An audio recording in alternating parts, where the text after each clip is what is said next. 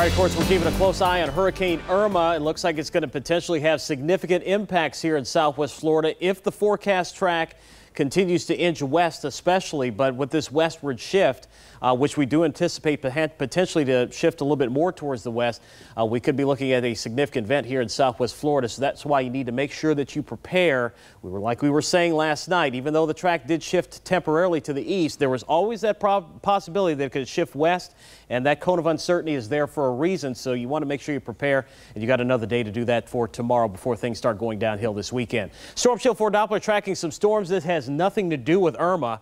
These are just regular storms we get with the sea breeze during the afternoon and evening. We're getting developing more of an easterly flow across the region. And as a result of the circulation around Irma is getting a little bit closer. We're going to see the same thing again tomorrow. More scattered thunderstorms developing across the area before we start to get some of that heavier rain associated with Irma, depending on the track. Temperatures into the 70s and 80s across the region. And as you can see, temperatures for overnight tonight will be partly cloudy into the 70s. The chances for rain will gradually start to wind down here by midnight tonight. And then we're going to be turning our attention here tomorrow towards the arrival of Irma, which continues to motor its way through the Turks and Caicos now. And like I said, this storm has held its intensity longer than any other storm ever. If you just let that sink in for a minute. This thing has looked the same way since yesterday, and the winds have only dropped down about 10 miles an hour. It held on to 185-mile-an-hour sustained winds for 33 hours. That is a record. So this is the kind of storm we're dealing with here. Again, the position as of 8 o'clock, 21.1 degrees north, 71.8 degrees west. The track west-northwest, so that's going to continue through Saturday.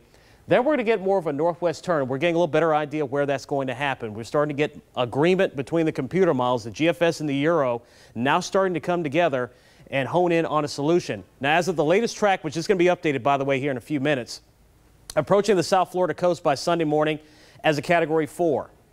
Now, I do want to say this. It's about to move over some water that's perhaps the warmest in the world, and also warmer than it's already gone through. So there's a potential that this thing may not even get down to a Cat 4. It could come in still as a Category 5. So just keep that in mind. It may still maintain its strength as it makes it all the way to the coast. And look at this. It's still a Cat 1 in southeast Georgia. So you're looking at potential for damage from South Florida all the way through central Florida into the north part of the state, Gainesville, potentially even as far west as Tallahassee, and maybe even up as far north as Atlanta, where we could be looking at wind damage all along the interstate there and other parts of South Florida, South Georgia, I should say, as the storm tracks towards the north. Hurricane watch in effect for Glades, Hendry, Collier County, so that's no surprise. I wouldn't be surprised to see some more of those added on here for tomorrow. Storm surge watch in effect as well. That's for the potential for significant storm surge in coastal Collier County here as the storm arrives. So the bottom line, tomorrow is your last day to prepare. So go ahead and do what you need to do and prepare for tomorrow, because Saturday and the Sunday things are not going to be favorable for that. More west is going to be worse. So if this track keeps going west, that means that we're going to see higher impacts here in southwest Florida. The weather, like I said, will worsen on Saturday, particularly later in the day, and then by Saturday night and Sunday, all day Sunday, that's where we're going to be dealing with some of the worst weather.